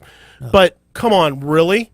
A striping on the ground. The sign was already in, mind you. We're talking striping on the ground. The word stop. The word stop was not on the ground. And they refused to even let me do a temporary stop sign on the ground. They wanted the permanent stop sign. So I had to have my striping guy run out and spray it down at 6 o'clock in the morning and finish it off. Yeah. It's just a perfect example of what we're facing with so many of the public service sector. Exactly. They do not, a lot of them have the mentality that they're your overlord. Yep. And that's a crying shame. They now, get a little bit of a power trip. 'Cause, yes. I mean, I work among them. I've been in public service my entire life, so I see it on a daily basis. Yes, but it's not everyone, because No. I went into Yuba County the other day and was treated very politely and was helped very, very nicely. And I thought, man, that is refreshing. But that's how everybody who's you weren't talking to Andy, though. Which department were you in? I was in the assessor's office because I was looking to file a lien against a scoundrel that doesn't want to pay money that he owes. So, but anyway, I had very good cooperation and very good help, and it was definitely refreshing. And that is the way it needs to be. And it's not a power trip thing or an authoritative thing for the public. Mm-hmm. You understand, right? It's right. just a once they recognize their role and they're happy to do it, everything flows a whole lot better. 16-ounce beer. Oh yeah, you got to leave a 6-pack. Well, no, it's just on the Kumar thing. Back when we had the beer Nazi, Darren Gale, my buddy, and then his other little minion. What the heck is his name? It's been so long I forgot. Arnaldo Rodriguez. Yeah, those guys, just couldn't let one man sell a 16-ounce beer. And make no doubt, folks. He let his neighbors sell the 16-ounce beer. Yeah, that's what he couldn't. That's what I was going to say. Is make no doubt, it wasn't about the beer. It's Never all about was. power, it was wasn't about it? control. and you're not going to do this. Well, guess what?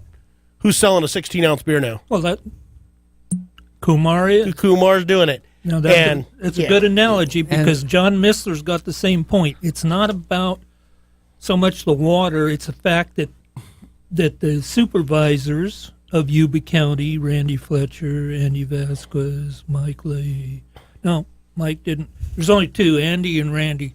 Randy's toast, I believe. Didn't allow, they killed the initiative. I think illegally taking it over.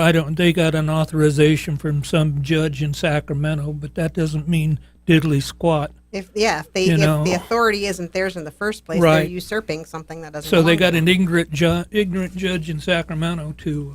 It's not about the water. It's about the fact that they wouldn't let the people vote on it. About control. Yep, control. And there's always a reason to keep the people from voting on it.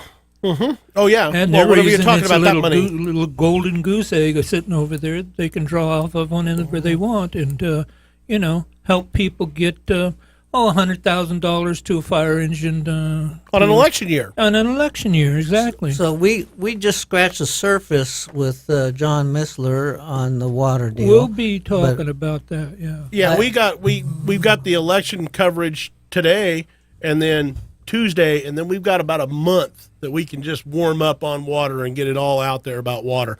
And that's really kind of the plan, I think, right now is to get everything we can get from the water. We got some other special guests coming up for water and More really get to it laid come. out there. Yeah. Lots more to come. And because we want the whole truth out there, right? Yeah. And the people informed. And I don't even have a dog in that fight. No. But I still want to make sure that Yuba County is informed because guess what? Again, Andy Vasquez, it does affect me. You can say it doesn't affect me all you want and all day long, but it does. I'm sorry, it does. It affects us all. Andy doesn't own any of that. You're not sore because he showed you the door, are you? No, I could care less about that. It freed up my Saturday. I was just trying to help a guy out, man. But, hey, it is what it is. We agree to disagree. I just disagree a little bit more than he does. So election night, we'll be here for 4 hours, and we've already talked to a lot of the candidates and waiting to hear back from a few more that we're going to have them live. We're going to call their parties, talk to them a little bit, find out what their feelings are, how they're doing, win, lose, or draw. We're going to talk to some of our favorites. And we might have some roving reporters. Ooh. I talked to Larry Mertz about it. He's willing to call in. Oh, that would be awesome. That would be really cool if we could get some citizen reporters out there and do that. That would be really awesome. Be a good time. I believe Chris is going to be here live with us that night. Are you going to be here that night, Chris, still? Or you look so enthused there in the corner. I'm going to take a picture of him and post it on Facebook. Yes. Okay. Now, if this is the one case where you do get to put baby in the corner. No, it's just we're on about an 8-second delay. Yes. So by the time I can, you guys say something, and I come back and hear it like 8 seconds later. So I might laugh after you guys say something. Oh. Well, we'll have to get it better, a little bit better set up to where you got some headphones to where the audio is kind of keeping up with what's going on in the room. hey, now one thing we haven't touched on are these propositions. Proposition 68, 69, 70, 71, and 72. Now, I have looked at some voter guides, and pretty much from what I'm seeing from those these are conservative voter guides. Pretty much what I'm seeing is no on 68 through 70, and yes on 71, and yes on 72. Is that what you're seeing? Or have you looked at it? I haven't paid any. So 71 and 70, I haven't voted yet because I'm one of those strange fellows that like to vote on election day. Go to the poll. Yeah, I can't go to the poll because I don't have a polling place. In the middle of Yuba City, I don't have a polling place. Really? You have to go to the elections office? Really sucks, yes. So anyway, they deceive with these measures quite often. You Yes, know what they I do. mean? The way they're written and summarized and stuff like that, that a person would think he's doing the right thing when actually he's going the wrong way. So you got to really be paying attention and doing a little extra reading on that. If you can get some good voter guides, that will help you. That's my Yeah. thoughts on these initiatives. Yeah, they come up with snazzy names for their slate mailers that they send out. Like this one's Budget Watchdogs newsletter, Ooh, I'm impressed. which and they're saying yes on 69 and yes on 72. So probably the same as what you're reading over there. So yes on 69, they're saying prevents legislature from diverting transportation funds. I'm reading no on that from the people I've been hearing. Yeah. No. It's this is one of those deceptive ones. And There's no deception in politics. Come on. It's all out there. You see it on Facebook, believe it, because it's the real thing. yes, Facebook's the real deal. Saw it on the internet. And if it's on the radio, it has to be true. Yes. Well, I think President Lincoln said if it's on the internet, it has to be true. I think you're right. I think I remember hearing you say that. Yeah. That's awesome. I believe that. I really, really do. Wow. So, beyond that, I want to talk a little bit about the Republicans. I'm a Republican, and I don't know. I just got to throw this out there. Do it. Okay, I got a call from a lady this morning. I'm not even going to throw a name out there because I don't want anybody to take a spin on the name. I don't want to. It's not about names. It's about the Republican Central Committee, and it's about one of their people. And here's the deal. She doesn't like the idea of supporting Amanda Hopper. I'm Republican. I don't like the idea of supporting Amanda Hopper. Here in the room, I don't think anybody's really keen on the idea of supporting Amanda Hopper. I know where our issues lie, and I think we're all Republican or believe, aligned mostly with Republican. But the fact is she openly said that I don't like Amanda Hopper. I'm not voting for her. I'm going to vote for Chris Carlos. They're going to kick her off the Republican Central Committee for this. They've already taken their secret vote. They're going to kick her off the Republican Central Committee. Really? So either you vote Republican or nothing. Well, let's talk about voting in the Republican Central Committee of Sutter County, because apparently anymore it's just a good old boys club, or maybe in this case a good old girls club, because you can't vote. Is there not elected positions No, anymore? They're not elected positions. Yeah. So it's appointed by them? They're self-appointed? That's right. At one time they They were know elected. better. Yeah, they were elected. That's until we got some real hardcore conservatives in there, and then they changed the rules. Yes. Right? Well, if you remember right, I even got put on the Central Committee for a while.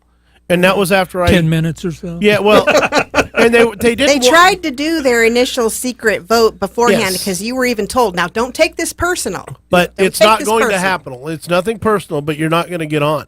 Well, I got up and did my Jason thing and gave my spiel, and I spoke from my heart just like I always do, and said what I believed, and guess what? I actually got voted on. It was a jaw dropper for a lot, but I actually got voted on. But it only took me about 10 minutes to figure out that was a mistake anyways, because the fact is they don't want to do anything. They are more anti-do than do. They have a Lincoln Day dinner. Tell me what else they do. Anybody? Hey, they had a forum Bueller? right here. Bueller? Right here. Amanda Hopper. She didn't show up to their forum. Oh, that's right. Why are they So she didn't why are even- they endorsing her? She's Republican. That is Oh, a very okay. good That's question. what you have to do, apparently. Doesn't and if you bother don't, to show up for I their didn't- forum. I didn't know Republicans are mind-numb robots. yeah, well, that's apparently, and that's a bad thing because I align with the Republicans. I am true blue Trump all the way. But the whole fact is, man, the more I get deeper into politics, the more I'm going, this Republican thing, where are these guys coming from? Yeah. And then they want to point at the Democrats being nuts. Well, I kind of agree with that. Hello. Well- But the whole thing is at least they're a little bit open to some ideas. If it's a bad candidate, it's a bad candidate. Come on. The Republican Party, they lost me at cash carry. Well, I'll tell you what, I don't know what's Didn't going on lose with me. I'm still a registered Republican, but as far as going to their conventions and everything and participating actively, I've stepped back somewhat from that. Well, yes. And can you elaborate on that, Tammy? Because we were at the convention and we saw some things take place. Why don't you elaborate? So at the time, Tim Donnelly was running for governor. He was his slogan was a patriot, not politician. He was pro-Constitution all the way. This man knew his Constitution. He was all about inalienable rights, God-given rights, the civil government being there to protect those rights. He understood how that was supposed to work. He would have been a true statesman. Yes. And he had a huge following. And from what we could see at the convention, because we were there, we saw the numbers of people that were supporting this man. And amongst the general population of the attendees at the convention, it was no question about it. He was the popular vote at that convention. However, you had this cash carry guy who, I don't know where they dug him up out of. I think it was some banking cartel. Yeah, he happens to be running. No, I get Minnesota. I get stuff from cash and carry. No. Cash carry. That was his name. Cash was his Carry. name-o. Yes. Cash carry. I was thinking cash and carry. I get stuff from there a lot. He's the head of the Michigan Fed, I believe, right now. I think that's his golden job. He came from Goldman Sachs. Was at the time, that's where they had pulled him out of Goldman Sachs, and they put him in this position to run for governor and threw all this money at him. And he had an entourage there. Oh, yes, and he did. At the time, I was... an entourage of about 12-year-old girls and 15-year-old boys, but that was his entourage. Yeah. I think they all must have been paid. Yeah. And at the time, I was on the Tea Party caucus, and so we had, memorabilia on us and on our name tags and stuff and buttons and all these things. So you knew I was with the California Tea Party caucus.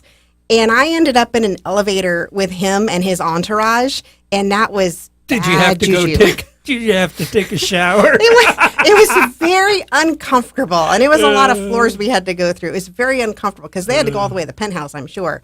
But what was funny is he got all these young people, I don't know where he got them from, some university nearby, and paid for their weekend there. And, everything was on his tab. They charged they had parties in his suite not just nightly, daily. It was constant party. And they would go down to the Starbucks and, get their snacks and drinks and charge it to the room. And I mean, these young folks just were living the good life for that weekend. And it was so hilarious because we were there the last day of the convention and everybody's packing up and getting ready to go. Well, one of the little gals that was part of his entourage goes up to the Starbucks counter and tries to get her coffee and he had shut his account down.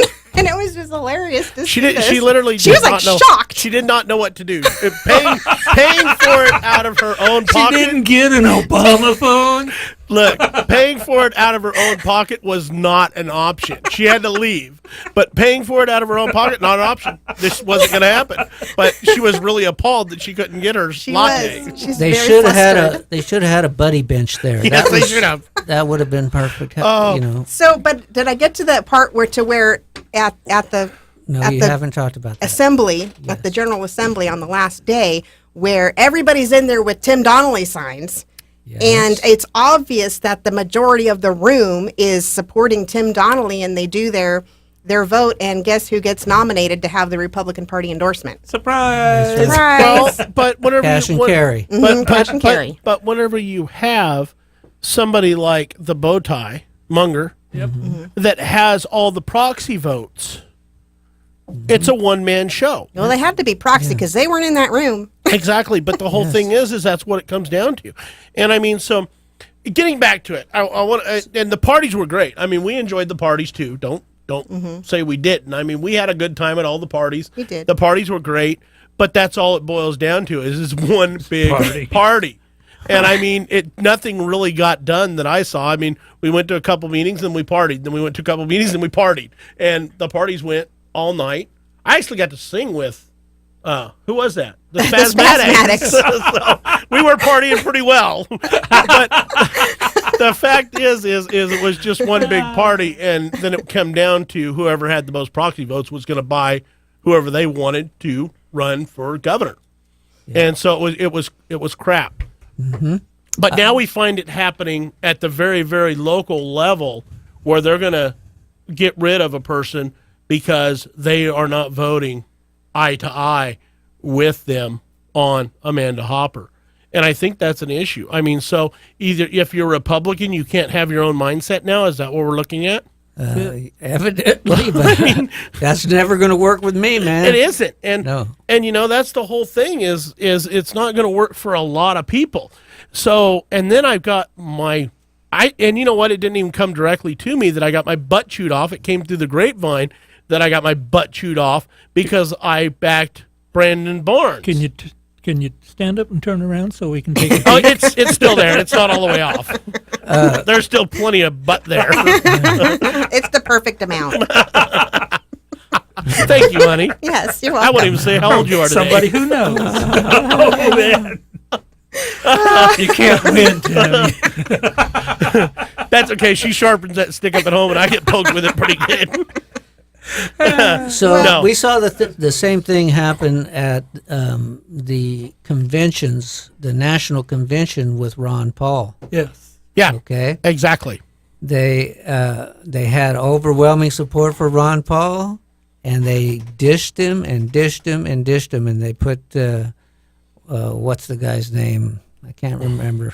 He made no impact. Romney? Yes. Romney. Romney. Yeah. Romney's running again. So, well, just he's to let you know, stuff. for the people who have been a little bit discouraged by some of the national GOP and state GOP politics that goes on, we have the Sutter Yuba Constitutional Republicans, and we've talked about reversing the name to Yuba Sutter because it's easier to say. But and we have. Because I went and looked in you've created the Facebooks and the web pages. They're all Sutter Yuba. I thought that was too much work. But if you go to yubasuttercr.com or sutteryubacr.com, it still leads you to the same place. Is that what you did? Okay, because I was trying to get up my meeting announcement and I didn't know which to call it. I think we can create a Facebook page and merge them. Okay, but also when you go to, because the Sutter Yuba or Yuba Sutter Constitutional Republicans is a chapter of the state California Impact Republicans. CIR. And if you go to the CIR website, who was chartered by the GOP, right? So they're chartered, but they chartered us as the Sutter Yuba Constitutional Republicans, and they have it posted on their website. So I don't know if that makes a difference, but they said it was okay that we could change our name. Right. Regardless, whatever we're called, we are about constitutional Republicans. Yes. You have that word conservative that gets tossed around. Yes, of course, we are conservative, admittedly, but even maybe more importantly, we're constitutional because our founding documents were of a conservative nature. So that kind of makes us by default. We had a little code that we all signed on to. Mm-hmm. A code of conduct, or what our thought structure was. Right. Yeah. So we're going to be having our kind of a download from the primary election, and then kind of talk about going forward to the general election. Our next meeting is June 28th, Thursday. We're going to move them to Thursdays. That doesn't really have conflict with any other meetings. Right. So Thursday, it'll be the third Thursday. Is that the third? Third. No, I think that's the fourth Thursday. Is it? Yeah, the fourth Thursday of the month is when they're going to be. And they're going to be at Yuba City Hall in the Sutter Room. I purposely chose a Sutter Room. I like that forum of being at a table. Everybody's seated, has a seat at the table. I don't like the concept of being in the council chambers where you have your board up, where the council seats. I don't like that. That is not a good conversation. Yes. I don't need to be anybody's royalty. I'm in with the people in the trenches, and we can all sit around the table and we can talk about how we can get constitutionally minded people elected. That's why I think the jury ought to be sitting in the highest level in the courtroom. Exactly. Above the judge. Yeah. Right? Yeah. So the only way that we're really going to see any change in the Republican Party that's been taken over by whatever you want to call it. I call them semi. I don't think you're going to see a change. Semi-communist, is for a grassroots effort at the bottom and weed and promote and get good people running up the line. Yeah. Because they have to be eradicated, So, I mean, putting Cash Cowrie in there, that tells you the whole story right there. Exactly. Yes. Thank you. And it has. I mean, that's the whole issue. It has been. And we really need to, I mean, I think we ought to really voice to our Republican Central Committee at what they're doing is wrong. I know it's in their bylaws. That's great. That's in your bylaws that you can kick somebody out because they are voting for a non-Republican person. But really, is that really what we're about now as a Republican? Is we're going to kick you out of our group because we don't see eye to eye? Really? But yeah, you just you can't know be what? a free thinker. It could be go along to get she's along. doing her. They're doing her a favor, really, because they don't go anywhere. They don't do nothing. No, they don't. Yeah, they literally are Yeah. pointless. Yes. So there's going to be other organizations like Sutter, Yuba, Constitutional Republicans. Okay, we're going to do far more than they do. They put you in jail right away. Right away. If we're going to do more, they're going to put us in jail because that's wrong. No, I agree with you. I think that there's better groups out there to bide your time with. And what is funny is she's one of the doers there in that group that gets things done. So now what's going to happen? Are they just not going to have their Lincoln Day dinner anymore and do absolutely zero? It ought to be fun to watch. Well, So that's what happens when the doers leave the group. But speaking of, I had to mention one thing is because, so our Sutter Yuba Constitutional Republicans, some former officers resigned from that, and they've hijacked our Facebook page. So Bill had to create a new Facebook page called the Sutter Yuba Constitutional Republicans because the Sutter Yuba Constitutional Republicans is being run by people who don't have no connection to it anymore whatsoever, and they're continuing to keep it active and post things to it. But they do have a connection to Curtis Grima. Yes, Imagine they that. do. Yes, Imagine they that. do. They have a connection to Curtis Grima. You see that coming around a lot, that connection to Curtis Grima, trying to bully and finagle things and get a different point of view on it, connected to that guy. It's really odd that it all comes back to Curtis Grima, the chief of staff for Gallagher right now, that it keeps coming back to that, that big circle comes back to that one guy. Well, it's been interesting to watch the politics. Up close and I personal. don't call Yes. it interesting. Yeah. I have other words for it. Yes. You can't say them on the radio. But I mean, for me, I wasn't that involved maybe 10 years ago. Yeah. But the more involved you get, then you're going to get a real education on what's happening in politics. Well, and and it is it's a dog eat dog. Everybody here in this room that we have right now is a doer. And I mean, so we all felt like we had a due diligence to do this show, that we had to get out into our research every week. And it's really given us all a front row seat, including Chris over in the corner, that's doing the live now for us and uploads our stuff to YouTube and everything. He's gotten out and got a front row seat.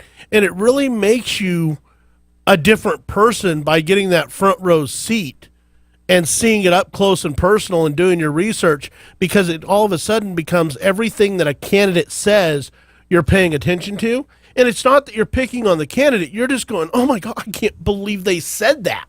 It's not about picking on them. It's not about bullying them on Facebook. It's about keeping the people informed of what they're saying. Yes. And, they can call it bullying all day long, but the fact is you don't want to be bullied? Don't say it. All we're doing is repeating what you said, dude. And don't do it and have public records to prove it. Exactly. It's pretty You don't simple. believe everything you see in the public records, do you? Well, then there's a larger problem, and it lies with the If the with courthouse county recorder's if the courthouse office. has fake documents, we got a bigger problem. Yes. It's whatever. What do you got, Tom? Well, the bottom line is if we have our guidebook here, the United States Constitution, the Declaration of Independence, the Magna Carta, these kind of documents, and we can and we understand and know them as people in the public, then we just want to hold our public servants up to this and see how they measure up. Now, simply, that's why I asked the questions I asked Wendell today. I want to see how he lined up with this guidebook we got. Well, you did get a standing ovation that you couldn't see that was texted into me that somebody Yes. gave you a standing ovation for. Oh. Yeah, people appreciate you bringing up your points that you do. They really appreciate it, and that's what we're here for. We're here to be a voice for the people. Yes. A passionate voice for the people. And educate them on their rights, their civil rights. Honey, I love you. Love you too. that was pointed towards Tammy, guys. Just so you know, that was all about Well, Tammy. he said, honey, Yeah. I love you. Well, That's me. I'm honey. You never know anymore. You just don't know sometimes. So, want to be very, very clear. I like you guys. I love her. I was going to go there, but I figured I better not. All right. Well, good You're enough. banned from the buddy bench. Enough said. Hey, another thing that's worth looking at, and if I don't know, I don't have a link to it, or maybe we can put it on your Between the Facebook page, technology guys in this room, we can do Yes. anything you want. is the speech that was given by Ammon Bundy in Northern California I a threw it up couple of on weeks. I threw up on several Facebook Yes. pages already. That's beautiful. If the people in the that are hearing our voice want to take a look at that, I've watched it twice already, and I think it's worth watching several times. He talks about a lot of different things that you never heard in the news. Okay, so that for Dennis, he might take a look. He can get a little better educated on Dennis what's who? really going on. Dennis who? Dennis, the guy that's running for third place. Oh, in I the, forgot about the guy that Sutter really, County. really, really wants to be sheriff. That guy. Got it. Okay. Well, why don't we do that now? We've only got a few minutes left. Why don't we give our rundown for our picks? Not everybody's going to agree on it. I understand that. But I'd like to do that one more time so voters know who we're going to go vote for. And just give them that real quick. I see, Tom, you've got it rolling out there. Yes, I do. Can you read off the, for governor, the top two that we know of, Travis Allen? So you mean who's- our own picks, our own personal picks? Well, yeah. Well, what I'd like to do is have him read it off because he's got the voting thing in front of him. I don't think we have that much time. I can't read. And then us just go around and say who we're voting Yeah, for. I can't read everyone that's running No, for no, I just governor. want the There's top about two. You don't 20. speak Spanish, do you? Yeah. The top two. Well, the top two in my book would be John Cox or Travis Allen. Okay. Well, the top one, because you got to. I know, but one has to be able to. I'm John Cox. I'm John Cox. I know, but the thing is that people need to understand a vote for Travis Allen is a vote for Gavin Newsom. They throw That's away their right. vote. Yeah. But, okay. So if you want a Republican governor, vote for John Cox. It's the numbers, people. It's reality. It's just the way it is. Oh, all those polls are fake. Yeah, I'm voting Because for we're on John. the internet. You that's can't what- believe everything on the internet. That's what the You can't trust a Travis poll. Allen zombies say. Well, you can't trust a poll if you didn't run it yourself. That's what the House zombies but say. if your own campaign runs the poll, It well, must then be that's true. completely legit right there. That's right. There you go. Yeah. So, Anyways. me, I'm voting for John Cox, John Cox. governor. And John Cox. John Cox. Yes, John Cox. Okay. all the way. yes. What's the next one down there? So the next one would be lieutenant governor, and man, we Gosh. got about 8 of those. And to tell you the truth, I went with Tim Donnelly's pick. That's what I did. Yes, I trust Tim Donnelly. because he's been down in the cesspool with them all. Yeah, he has. Yeah. So, yeah, So that's. who is so- Tim Donnelly's pick? I'm trying to remember. I don't even remember the guy's name. But, I mean, seriously, I don't, and I'm ashamed of that, but that's who I went with. Me neither. So, what do we got locally? Let's go local. Send me your loose pick real quick. I know somebody who's listening. Send me a loose pick because that's the way I'm voting. Oh, my gosh. Are you kidding me? After this show, that's how you're voting. Yes. Oh, my gosh. Okay, so we have for state senator, we have James Nielsen, Michael Worley, and Philip Kim. Just 3. Yeah, I'm going to go with Nielsen. Nielsen. Yeah. Nielsen it is. Yes. And then District 3 for U.S. Representative is Kevin Pouet, John Garamendi, yuck, Charlie Shop. and Charlie Schaup. Charlie Chow. Yep. So Charlie I Schaup, voted for Charlie. all the way. Yeah. All the way. And maybe Yeah. even the Republicans can Charlie agree on that Schaup. one. He's, I think he's retired Marine. I know he's Yes. a Marine. Yes. Yes, he's Yeah. retired. And I've listened to him several times in person. Okay, less than 4 minutes. He's Like a the guy. constitutional person. Less Yes. than 4 minutes. And then 3rd District member of the State Assembly is James Gallagher and Sonia Airy. I'm voting for James, even though I feel like he's getting a little bit of swamp water on his Yep. A little think swamp his water. socks. Just going to have to check his socks and maybe rinse him off good. Yes. Maybe Do the We'll run him pressure through the wash. dry cleaners. Yeah. Okay, 3 minutes. Okay, school, nonpartisan school offices. The local is County Superintendent of Schools, Tom Rooser, Joe Hendricks, Val Dillon. Joe Hendricks is me. Joe Hendricks. I'm Joe Hendricks. Joe Hendricks.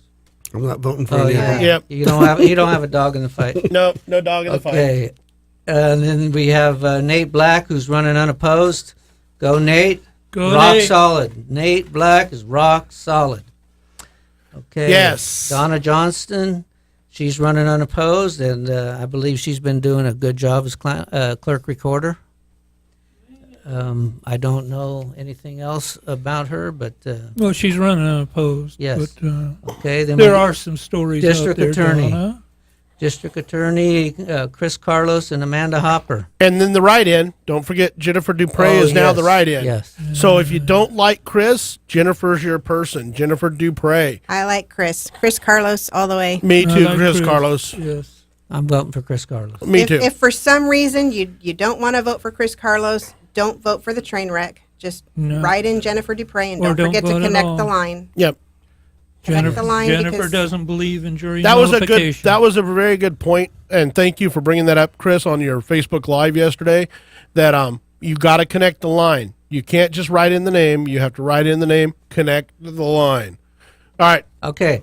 Sheriff Coroner for Sutter County. That's where we are. Yep. Jeff I Pierce. mean, this is where my ballot's from. Jeff Pierce, Brandon Barnes, Dennis Houck. Brendan Barnes. Woo, woo, woo, woo. Brandon Barnes. Jeff Pierce. Jeff Pierce. Wendell Anderson.